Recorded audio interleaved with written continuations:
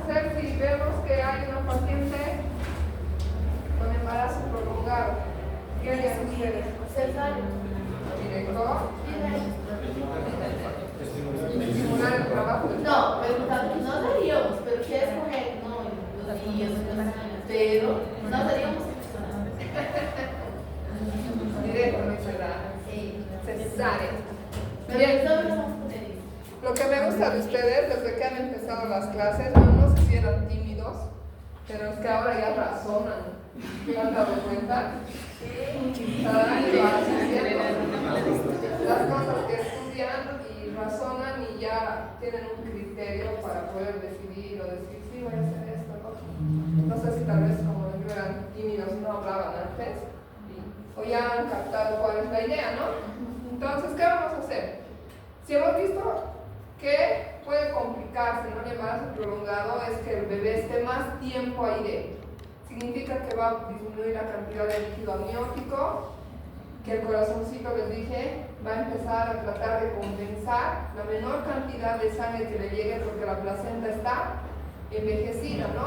Va a haber calcificaciones, se envejece, se vuelve fibrosa, arrugada, entonces no le permite llegar la sangre. Esa es la fisiopatología de por qué el embarazo prolongado es malo para el bebé. Para el bebé mejor no se queda ahí 3, 4 años dentro de su mamá. Pero a causa de que hay esa insuficiencia placentaria, el bebé empieza a sufrir. Y por eso es que muchos bebés de mamás con embarazos prolongados se ovitan así de la nada. Es que ya estaba cumpliendo 10 meses, dice, ¿no? Se me han pasado, han debido escuchar o van a escuchar cuando trabaje, se me han pasado y que tenía 10 meses. Entonces, para evitar que eso pase, ustedes tienen que primero, ¿qué será que tienen que hacer? Calcular qué cosa. Muy bien. Vamos a confirmar la edad gestacional y estar seguros que esta mamá tiene 39, 40 o ya es 42 semanas o tal vez está yendo hacia las 42. Tenemos que además evaluar el estado fetal, saber cómo está ese fetito con una mamá que ya tiene un embarazo prolongado y decidir la conducta obstétrica. ¿Será parto o será cesárea? ¿De qué va a depender la conducta obstétrica? Va a depender mucho también del estado del feto. Si el feto ya está sufriendo y ustedes escuchan que el corazoncito está alterado, le harán cesárea de urgencia, ¿no? Pero si el bebé está relativamente estable en su frecuencia cardíaca, la mamá ha tenido ya 4 hijos, no creo que le vayan a decir cesárea urgente o cesárea de una vez. Tratarán de inducir el trabajo de parto o ver una manera de que ya inicie el trabajo de parto. Entonces van a confirmar la edad gestacional. Eso si la paciente sabe sus ciclos, si se anota o son regulares sus ciclos en base a sus últimas 3 menstruaciones. También es importante saber si ha usado medicamentos o inductores de la ovulación. Han debido escuchar o ver que ahora mucho se maneja el citrato de clomifeno. El citrato de clomifeno son unas tabletitas que vienen como Planifen, así vas a la farmacia, no me puedo embarazar, te dan el citrato.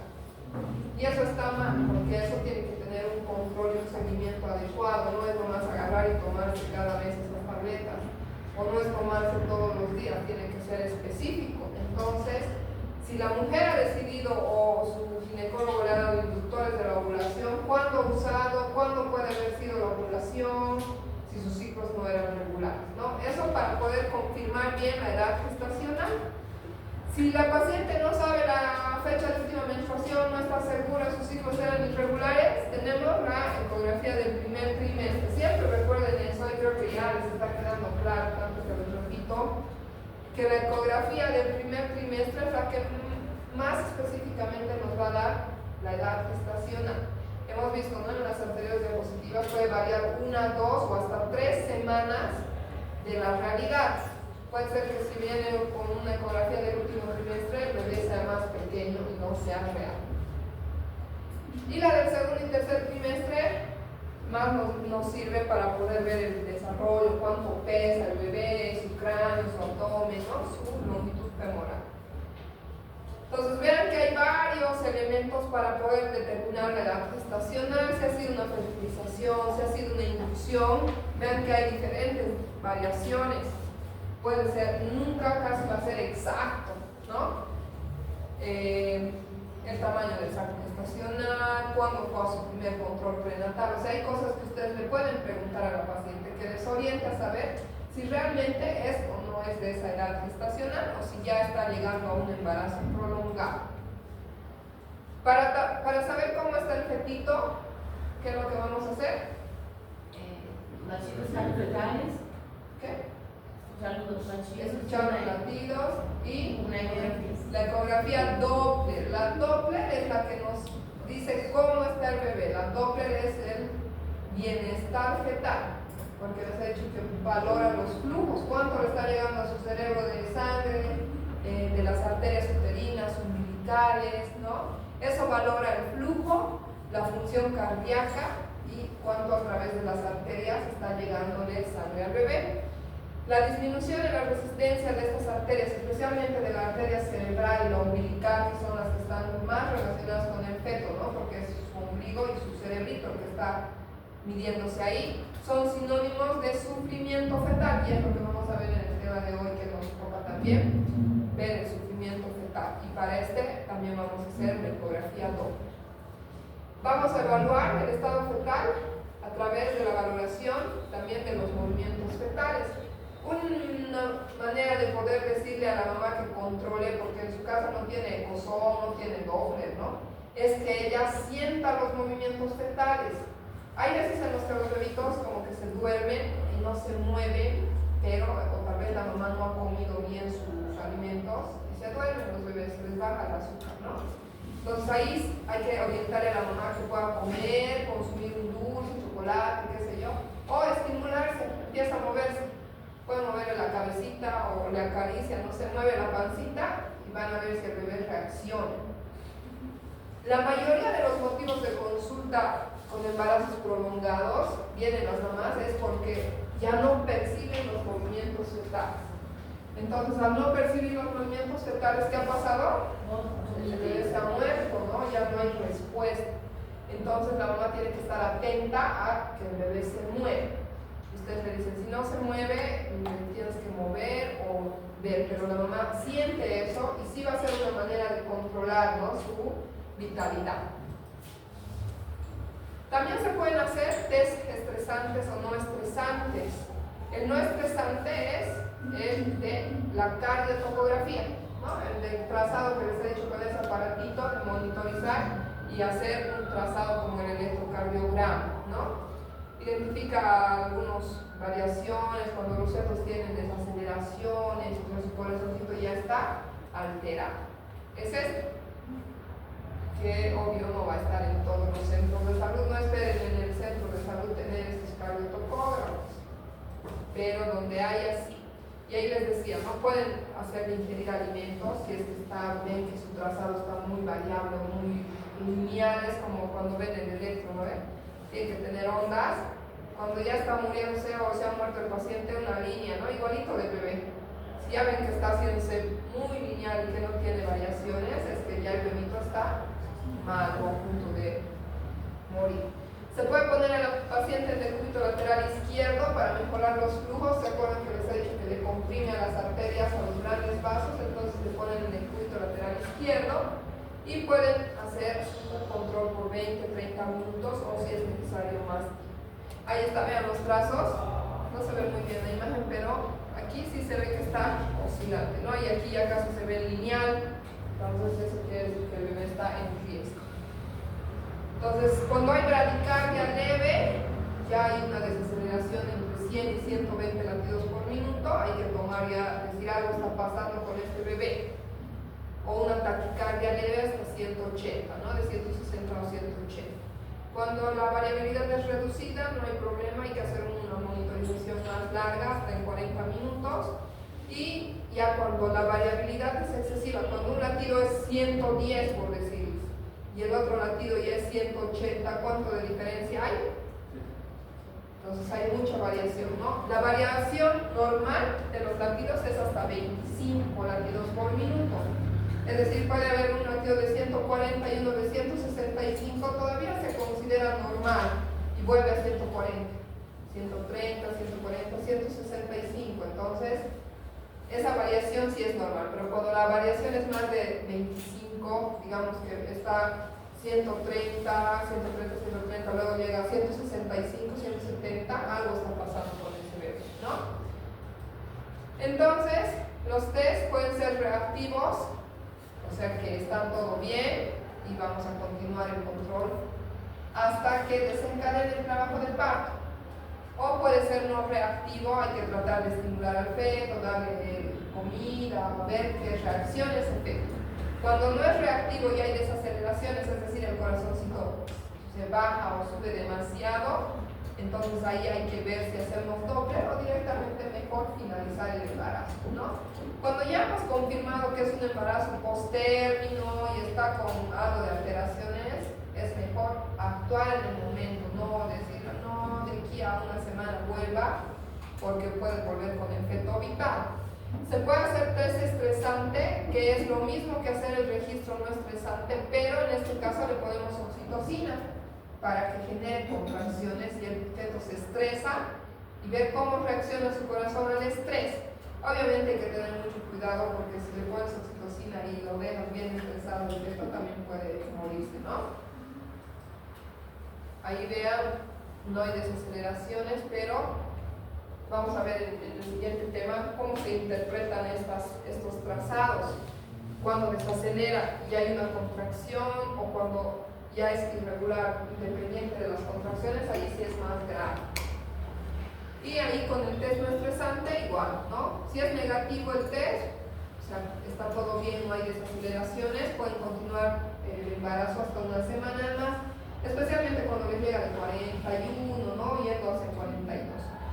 Pero casi siempre tienen que tomar en cuenta, chicos, que si no está induciéndose el trabajo del parto es porque algo está pasando. No se prolonga porque sí o porque va nomás a iniciar a la semana 43. O hay varios efectos. O el feto es grande, no está encajando y no está presionando en el cuello para que dilate, o la mamá tiene alguna falla, no sé, en lo que hemos visto, ¿no? Factores sinometriales, hormonales, algo está pasando, pero no hay ese proceso fisiológico y natural para desencadenar el trabajo del parto. Cuando el test no estresante no es concluyente, o sea, tú no estás segura, parece que sí está bien, podemos repetir en 24 horas o también pedir una ecografía Doppler para confirmar tu diagnóstico, saber que sí, ese bebé está mal. Especialmente esto en los casos en los que la mamá dice, no, yo quiero parto, y tiene, sí, supuestamente condiciones de parto. Si ya es 2 cesáreas previas, placenta oclusiva total, no sé, indicaciones absolutas de cesárea, ¿para qué esperar más, no? Meternos solo en problemas. Y eso es lo que ustedes tienen que hacer como médicos generales, orientarle a la paciente y decirle, ¿sabe qué, señora? ¿Tiene usted una indicación absoluta de cesárea? Se va al segundo o al tercer nivel, donde sí le van a poder solucionar el problema. No se agarran a la paciente hasta que ya se está orbitando, se está rompiendo, no sé, ¿no? Y si el test estresante es positivo, depende si es el fetito maduro o inmaduro, pero aunque casi siempre en estos casos, para los test estresantes el feto ya está remaduro, ¿no? Más bien está pasando de maduro.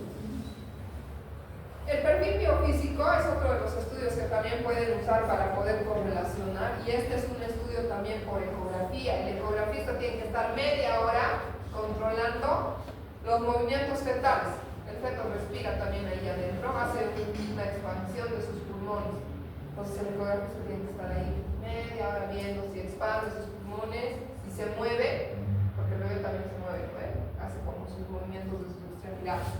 ¿Cómo está el tono fetal? Eso lo ve si no está flácido, si tiene todas sus estructuras bien.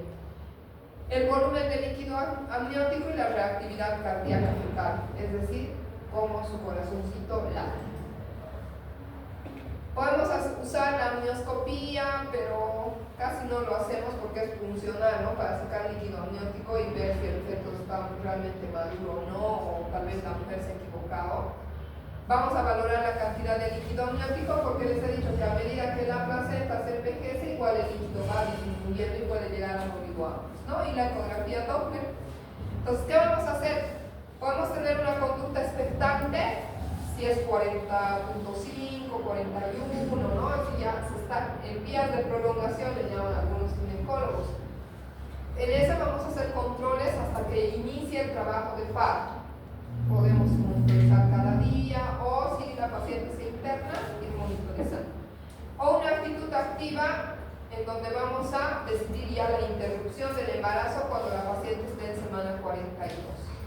Vamos a tener una conducta o una actitud activa o una conducta ya de inducir o de acelerar el trabajo del parto, porque podemos ponerle oxitocina a la paciente para conducir o inducir, ¿no? Cuando la paciente no tiene dilatación y no hay contracciones, se llama inducción, porque le estamos induciendo a que hayan contracciones.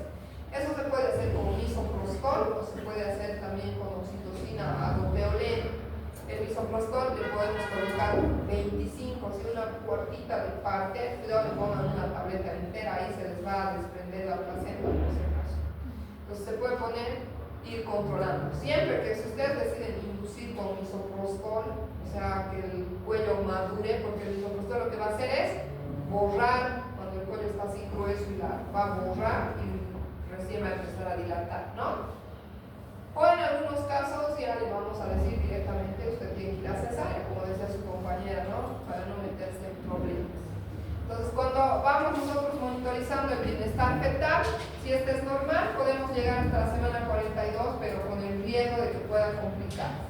Si es anormal, podemos pedir Doppler, podemos justificar, más que todo justificar el diagnóstico con ecografía, Doppler, los registros cardiotopográficos, y con eso interrumpir el embarazo, ¿no?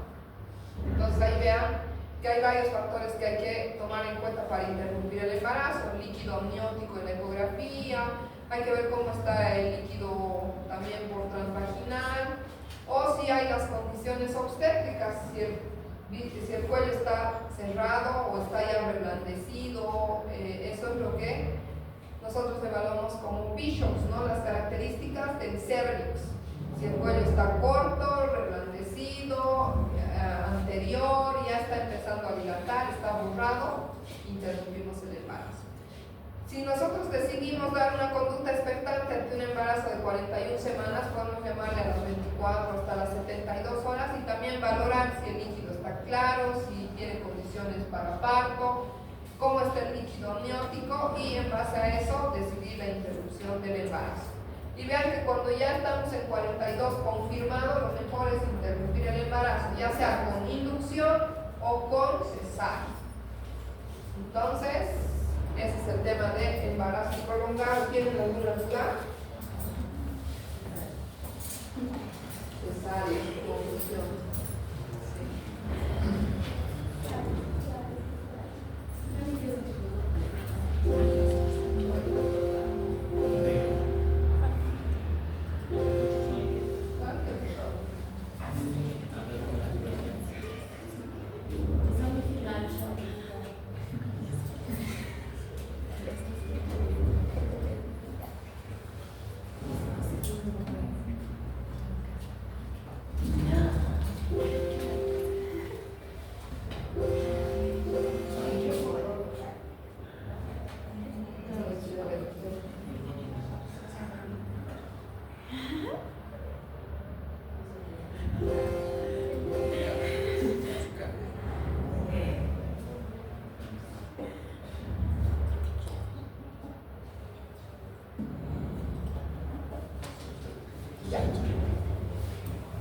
Entonces ahora vamos a hablar del sufrimiento fetal, que antes se llamaba y actualmente se llama pérdida del bienestar fetal, porque el feto deja de estar bien, ¿no? Por eso se llama pérdida del bienestar fetal.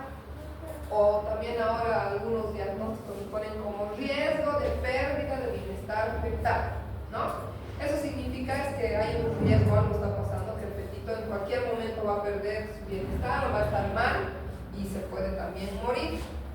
Antes se llamaba sufrimiento fetal agudo, porque era de la nada empezaba a sufrir el bebé, no a sufrir de tristeza, ¿no? Sino a ponerse mal en su corazoncito, en su estado general. Entonces el sufrimiento fetal agudo es una una patología que generalmente se instala en el trabajo de parto. Cuando una paciente está en trabajo de parto, el útero se contrae. ¿Qué significa que se contraiga? Le llega menos sangre al bebé, ¿no ve? Porque el útero se está apretando, es como que se está exprimiendo. Entonces eso hace que la placenta tenga una insuficiencia, no sea capaz de bombear la cantidad de sangre suficiente, provocando de esta manera una insuficiencia para el bebé de tipo respiratoria, porque al bebé no le llega la sangre y la sangre tiene oxígeno, ¿ve? Entonces esto puede provocar trastornos en el feto. Su forma leve o moderada puede producir hipoxia, es decir, menos cantidad de sangre, menos oxígeno, y al fetito le llega menos oxígeno a su cerebro. Cuando le llega menos oxígeno, eso es una hipoxia, ¿no? Las formas graves ya pueden producir acidosis, es decir, que hay una alteración del medio interno del feto y ya está a punto de morirse, va a tener parálisis cerebral o muerte.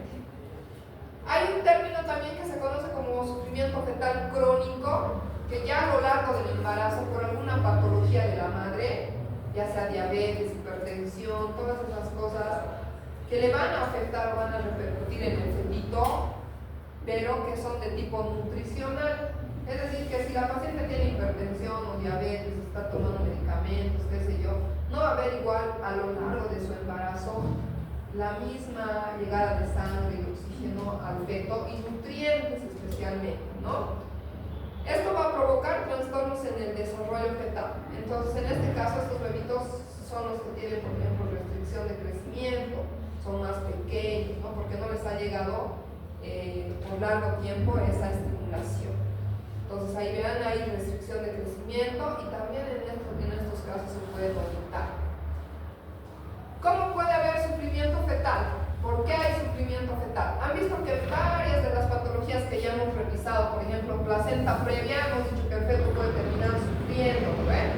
DPPNI, el feto puede terminar sufriendo. La mamá tiene anemia, no tiene mucha hemoglobina, igual termina sufriendo. En la restricción de crecimiento también. Entonces vean que hay varias causas por las cuales al bebé no le llega la suficiente cantidad de sangre. Puede haber una disminución del aporte de sangre al útero porque las arterias en la preeclampsia están alteradas, ¿no? Entonces va a haber un sufrimiento. Puede haber una disminución de la llegada de sangre al útero en enfermedades como la diabetes o la hipertensión, porque la mamá ya maneja diferentes volúmenes, su corazón y sus riñones ya están alterados, ¿no? La diabetes, por ejemplo, o la presión alta. La falta de oxígeno en la sangre por anemia, la mamá tal vez tiene fibrosis pulmonar, ella no está pudiendo manejar sus volúmenes respiratorios y repercute también en el feto. Alteraciones en la circulación en el feto pueden ser por contracciones uterinas, en el sufrimiento fetal. Hay una policistolia, muchas contracciones y al bebé obviamente menos cantidad de sangre, ¿no? O en un parto prolongado. O puede haber también alteración en el intercambio de los gases, en la incompatibilidad de DH, en la preeclampsia, en la diabetes.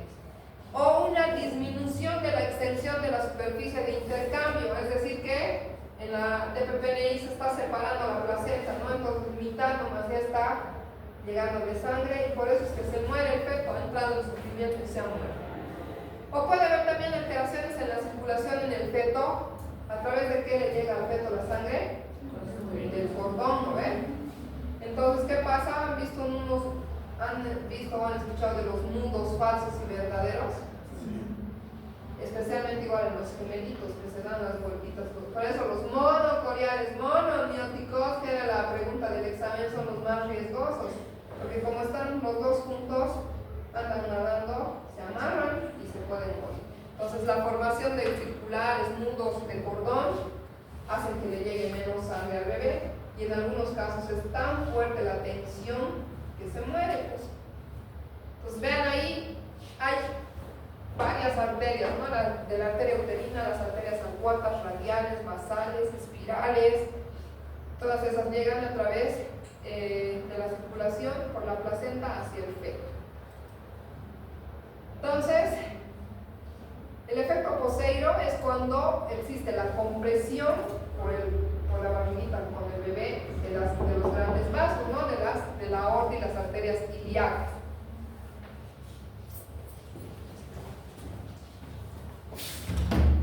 ¿Qué verdad? Ay, ¿cuántos son? 3, 4, 5, 6, 7, 8, 9, 10, 11, 12, 13, 14, 16. 20, que le digan.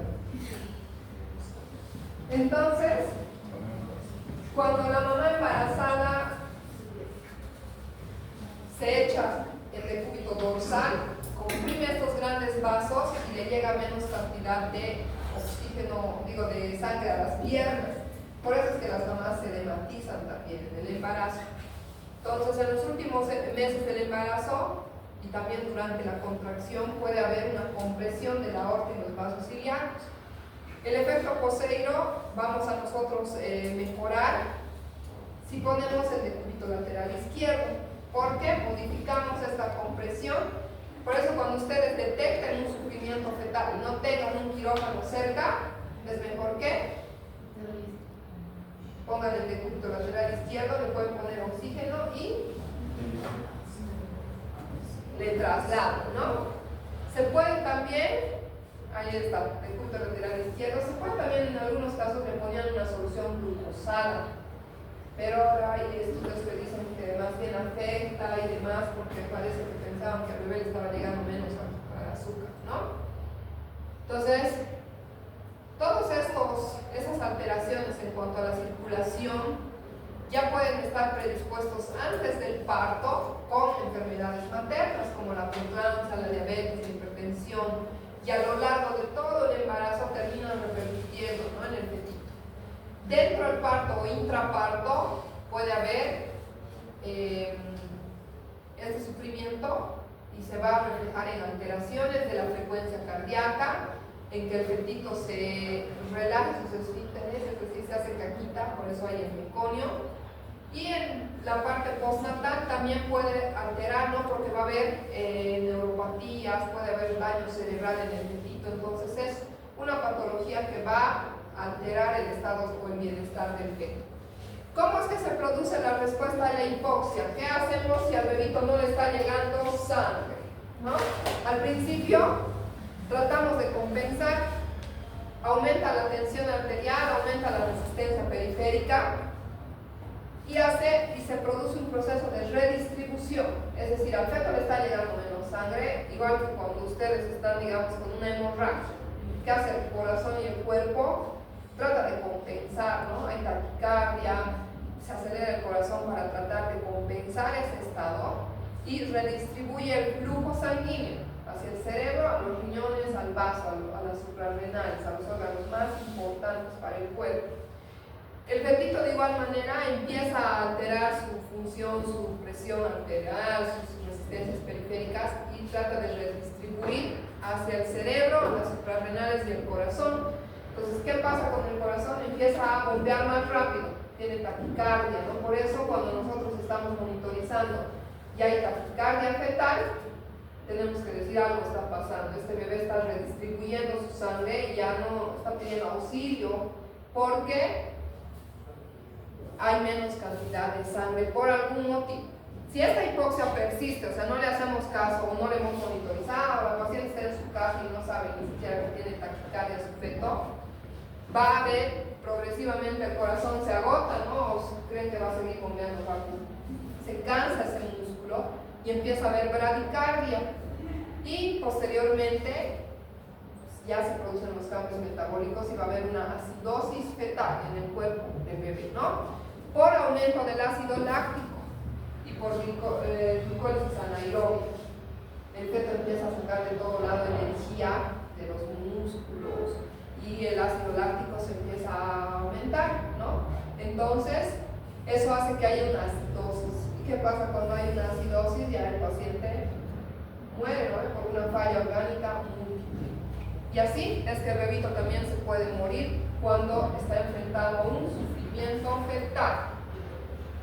Entonces, ¿cómo nosotros nos vamos a dar cuenta que el bebé está en sufrimiento? Recuerden siempre que va a haber una compensación del corazón y esto se va a reflejar en la frecuencia cardíaca fetal. La manera de saber cómo está el feto es escuchando su corazón. Va a haber bradicardia, taquicardia y pueden a aparecer los DIPS. ¿Han escuchado de los DIPS? En Gineco 1 no. Los DIPS son variaciones, quiere decir variaciones, ¿no? Y pueden ser de diferentes tipos. También, otra cosa que puede pasar en el feto es, entonces te los voy a anotar aquí, los criterios para que ustedes vean o sepan que un bebé está con 1.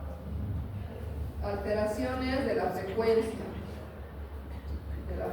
cardíaca fetal. Puede haber aceleración o taquicardia bradicardia. 2.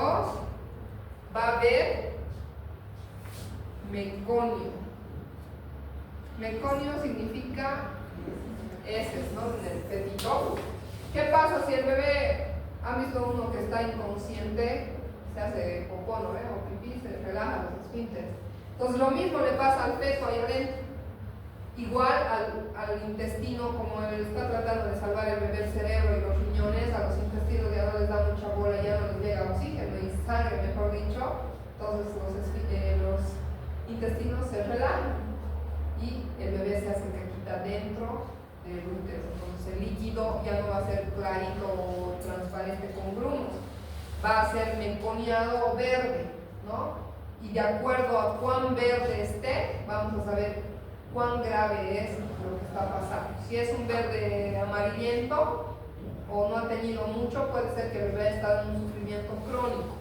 Si ya es más oscuro, va a ser relativamente, y si ya es 3 cruces, nosotros el meconio lo clasificamos como una cruz amarillento suavito, ¿no?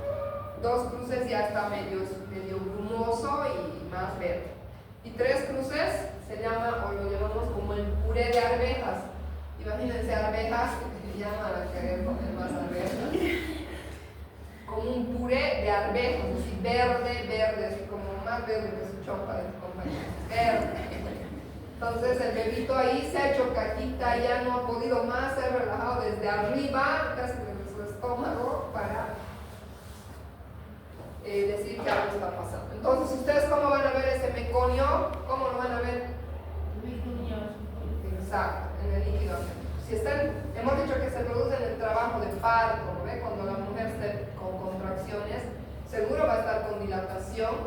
Ustedes le hacen tacto o se rompe la membrana durante el trabajo de parto, o si están sospechando, digamos está con taquicardia, yo les recomiendo que le rompan la membrana. Le rompen y van a ver si el líquido es verde. Si ya es verde 3 cruces, eso quiere decir que el bebé ya está hecho pelota a punto de morirse de aquí a 5 o 10 minutos, entonces llevan al quirófano inmediatamente. Pero si ya es medio verdoso, tomen en cuenta algo está pasando y demás, ¿no?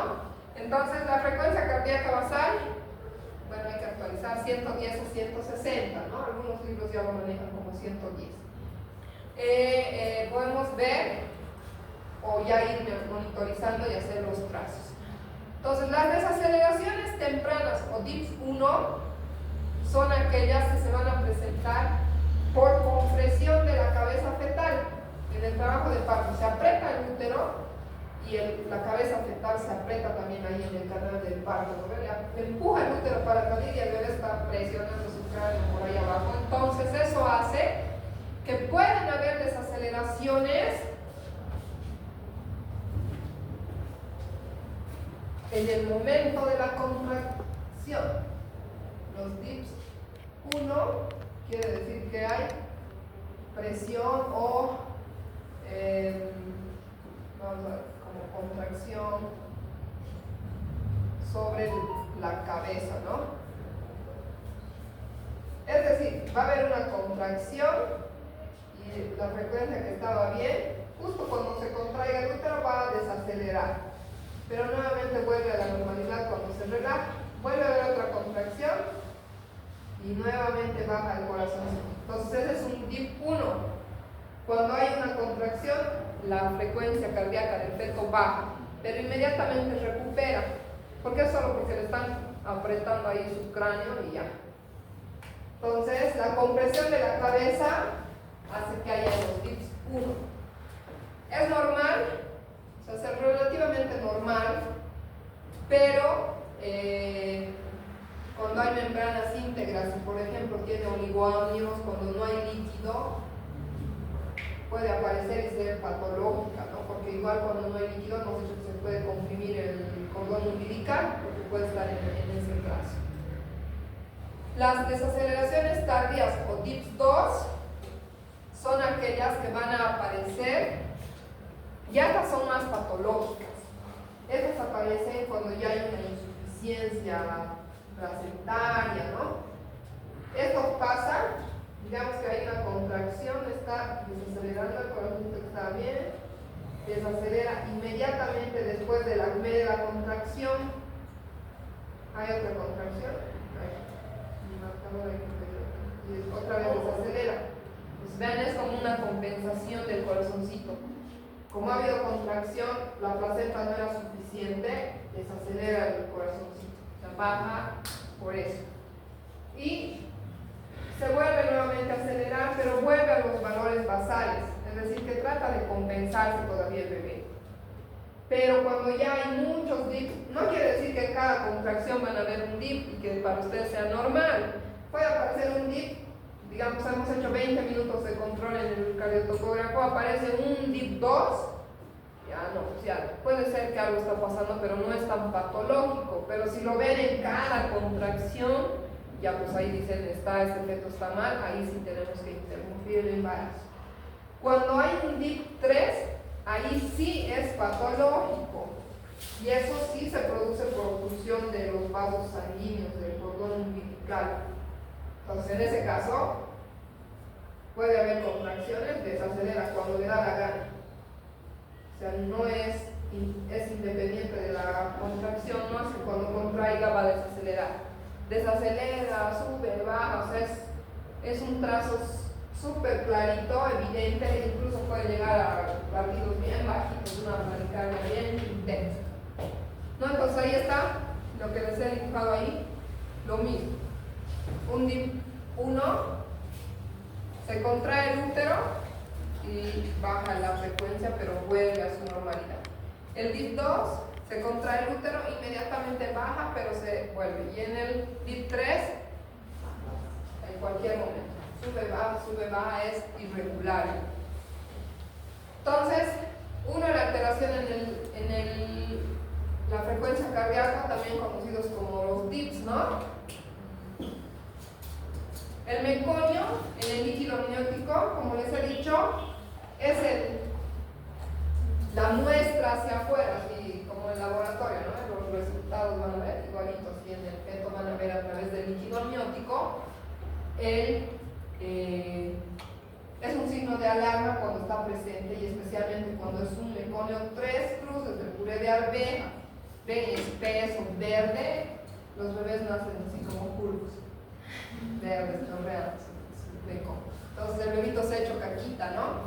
Hay alteración del medio interno fetal, se estimulan los sistemas simpático parasimpático, aumenta el peristaltismo y la musculatura lisa del feto se relaja, es decir, los esfínteres se relajan, igual que en un paciente inconsciente cuando pierde neurológicamente, ¿no? Entonces, vamos a tener colores variados de acuerdo a la intensidad de la hipoxia, ¿no? El puré de arveja significa que procede de más arriba del intestino, quiere decir que está más afectado. Entonces ahí vean el diagnóstico, lo que se nos estaba poniendo aquí, alteraciones en la frecuencia, el meconio y modificaciones bioquímicas, pero que no lo tomamos tanto en cuenta en la clínica porque nosotros no vamos a poder medir el pH, ¿no? Con nuestros ojos o nuestras manos. Pero sí podríamos solicitar del cuero cabelludo, como ya está roto, se toman muestritas del cuero cabelludo y podríamos saber el medio interno cómo está, ¿no? Si está entrando en una acidosis, saber el pH del cuero cabelludo. Entonces, ¿por qué es importante que ustedes diagnostiquen el sufrimiento? Porque tenemos que actuar rápido. Si ya estamos viendo que hay un DIP 3 con meconio 3 cruces, no le van a seguir auscultando su corazón, ¿no? Con el ecosonco hasta que se muera ya no le escuche. Ese ratito pasarán al quirófano si es que tienen disponible, si hay un ginecólogo o si ustedes son ginecólogos, ¿no? Entonces, ¿cómo vamos a monitorizar la frecuencia? Con el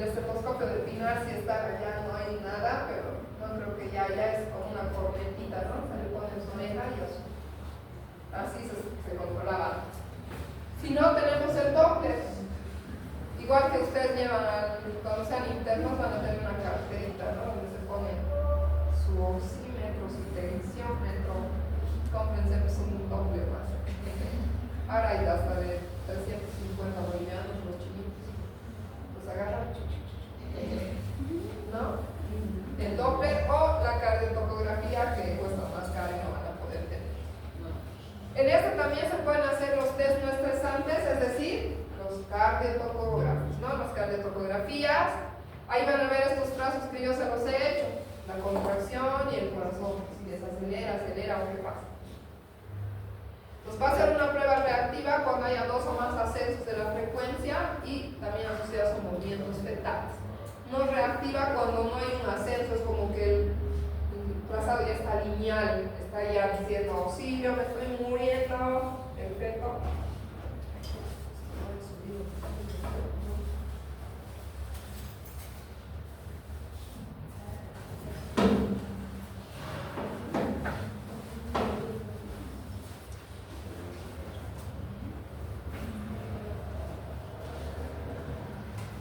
Entonces, va a haber una prueba no reactiva o reactiva. Perdón.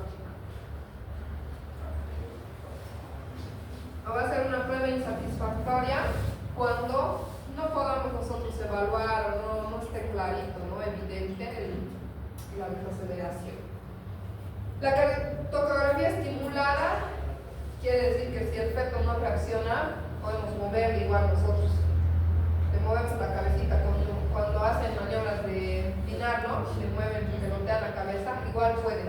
Quizás el feto tiene un trazado ya lineal y ustedes no están seguros de eso, le estimulan.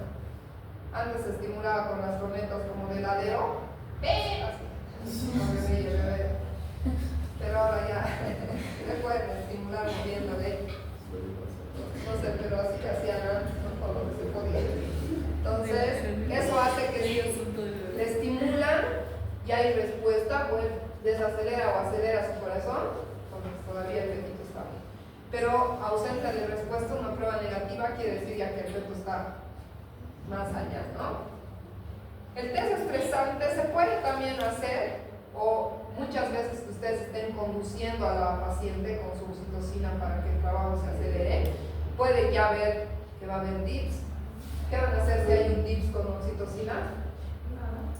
Le cortan pues la oxitocina, lo cierran el suelito, que no le entre, que no le estrese al feto, y vean si solamente es por la estimulación, porque le están poniendo el estrés, o ya definitivamente estaba en sufrimiento. Cuando un bebé está en sufrimiento no le van a seguir poniendo la oxitocina, ¿no ve?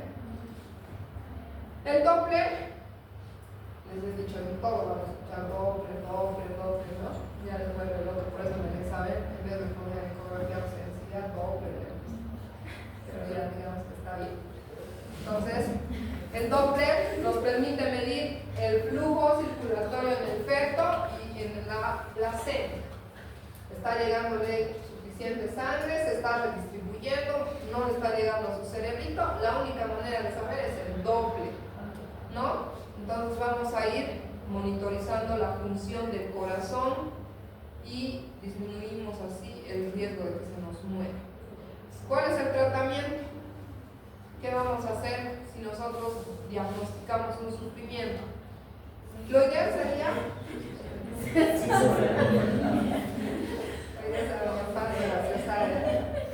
su letrero. Entonces, sería ideal hacer el diagnóstico etiológico, saber por qué este feto está sufriendo. ¿Será que se está desprendiendo la placenta? ¿Será que la mamá tiene anemia? ¿Será que ha tenido, no sé, algo, ¿no?, que haya desencadenado eso? 2, hacer la terapia adecuada.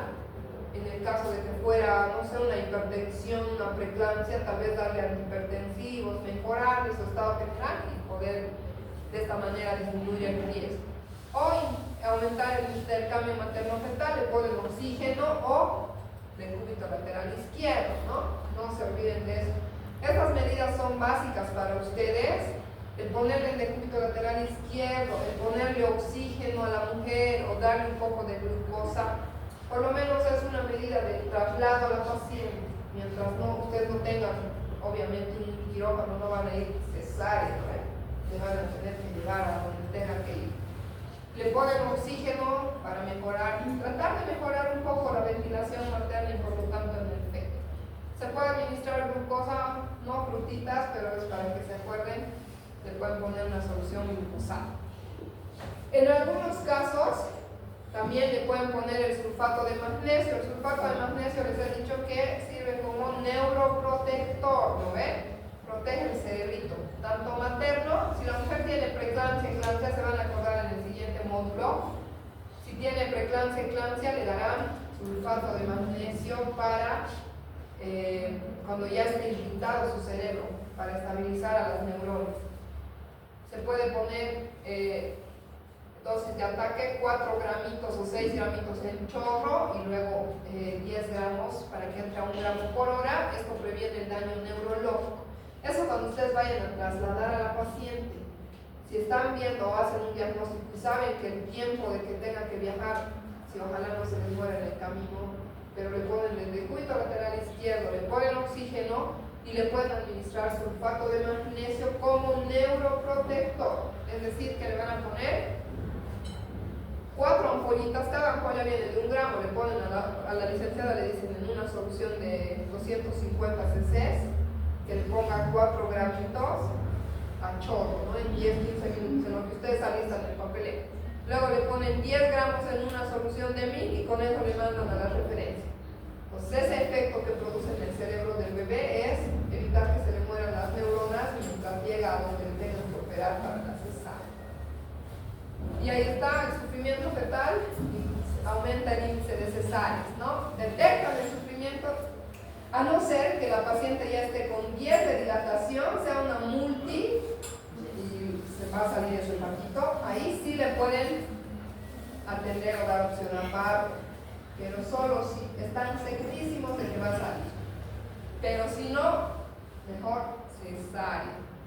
Entonces vean ahí cómo le afecta al feto la hipoxia.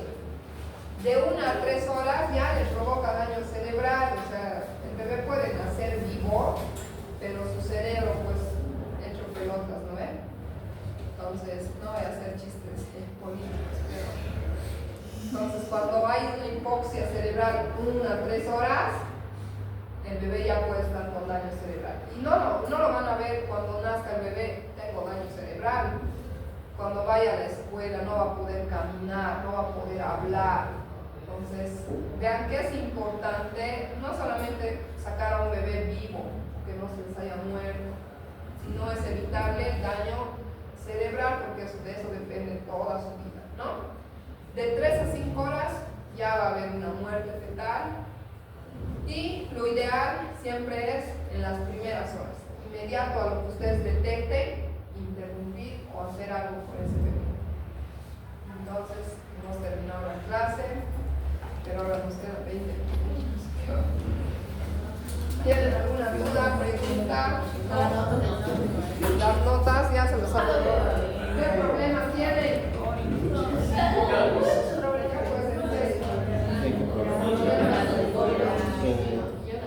Por aquí me parece más difícil. Sí.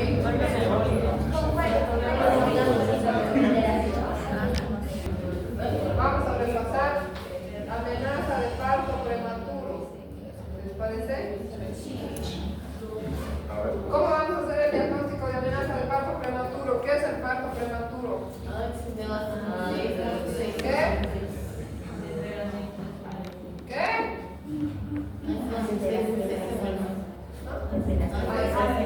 Dice de 36.6 de 20 a 36, la edad. Después, peso. La presencia de dinámica o contracciones, ¿no? Pueden ser 2, 3, 10 minutos o 20. ¿Qué más es importante aquí? Exacto, las modificaciones cervicales.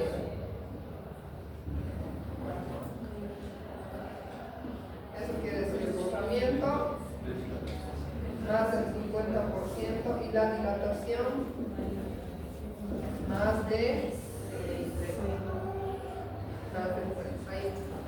Entonces tenemos esto y hacemos el diagnóstico clínico de una amenaza de parto prematuro, ¿no?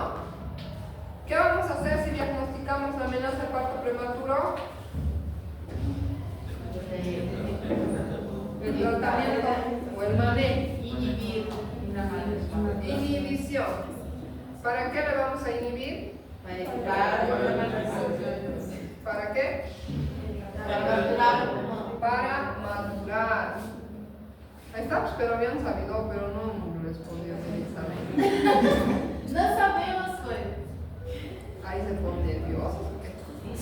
¿Sí? Entonces inhibimos para madurar al bebé. ¿No ves? ¿Con qué le inhibimos?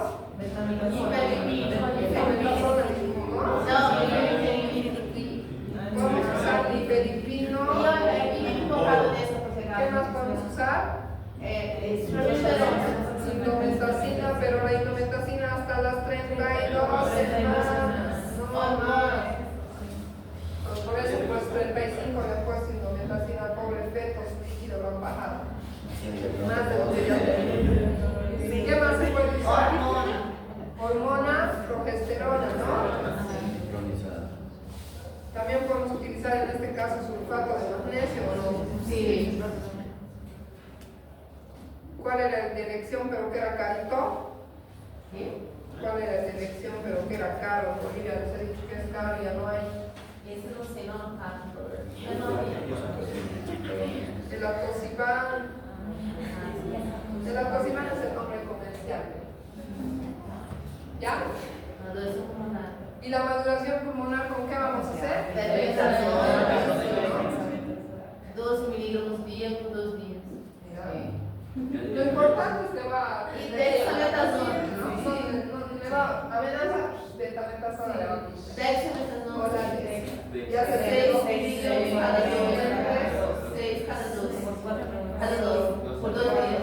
Igual le ponen aquí pues 24, ¿no? 2. Entonces, además de estos, ¿qué más le van a usar? ¿Qué hemos dicho que es el desencadenante de la amenaza? Oxitocina. Oxitocina.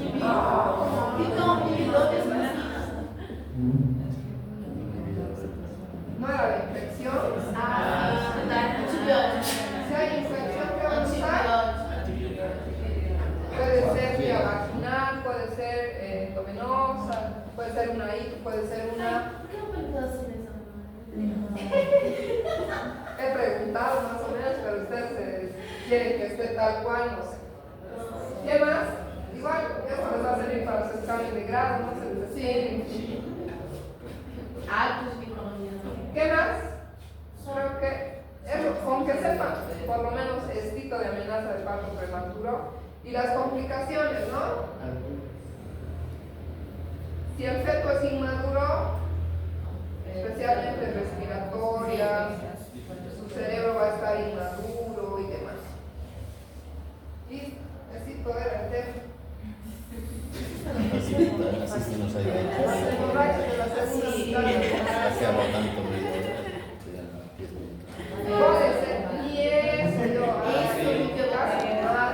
10, o pollo fresco. No. Placenta previa.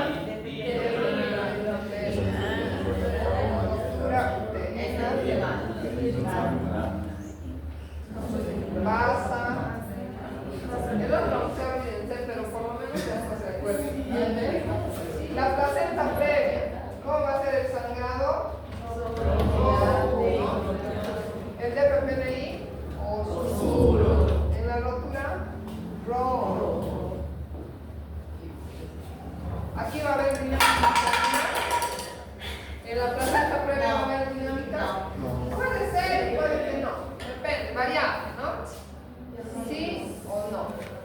En el DPPNI y en la rotura sí o sí, porque ahí está en el trabajo del parto. Están contrayendo, ¿no? Tienen que tener trabajo del parto. Después, ¿qué más? ¿Cómo va a estar el feto? ¿En la placenta previa sufre o no sufre? No. Casi nunca hay sufrimiento, a no ser que sea una hemorragia, ¿no? Que esté sangrando mucho. En el DPPNI sí va a haber un sufrimiento fetal. En la rotura, sí, y esto se puede morir rapidito también, ¿no ven? A la clínica, el útero, ¿cómo va a estar en la placenta previa? Normal, ¿no? El parto todo bien. ¿Cómo va a estar en el DPPNI? Dilatado. Hipertónico. No se relaja, está súper contraído, como una piedra, eso recuerdo. Y en la rotura, el útero que estaba contraído deja de contraer, se suspende el trabajo del parto, ¿lo ven? Ya no hay la triple gradiente desde el medio. ¿Qué más? De todos estos va a depender del grado de hemorragia. ¿Y de qué más? La interrupción. ¿Interrupción de qué depende del grado de hemorragia y? ¿Ah? De la gestación. En estos no tanto. En este casi siempre ya es el término y se está en el trabajo del parto. En este va a depender del grado de desprendimiento. Y en este, en la placenta previa,